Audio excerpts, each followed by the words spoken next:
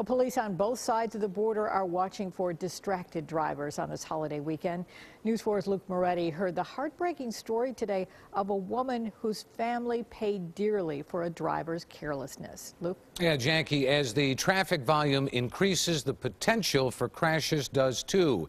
And that's exactly what law enforcement agencies on both sides of the border want to prevent. On the road with the New York State Police.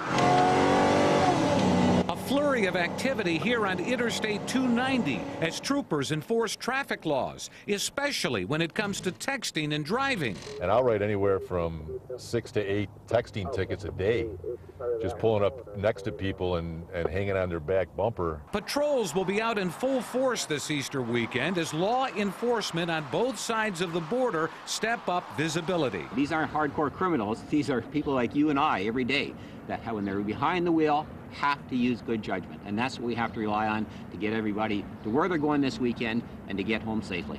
There's no one better to drive that point home than J.C. Good, whose parents were killed on her graduation day 4 years ago. An 18-year-old talking on a cell phone ran a red light, causing a truck to swerve into traffic. There's absolutely no call, no text message that's more important than your own life or someone else's life. Doctors gave J.C. a 10% chance of surviving that night. She pulled through but is disabled. Now she travels the country telling her story, hoping that it will make a difference. That conversation was not more important than my parents' lives. And I think for me, there just has to be some kind of justice in the world, that maybe through their deaths, someone else somewhere in the world can be saved. The grief caused by traffic crashes is universal, whether it's here in Western New York or on the other side of the Peace Bridge. We really have to make that cultural shift to getting away from cell phones and texting and having to know that information right here, right now.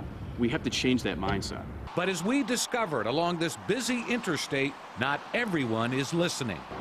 Like this car right here. There's a perfect example. That person will get a ticket.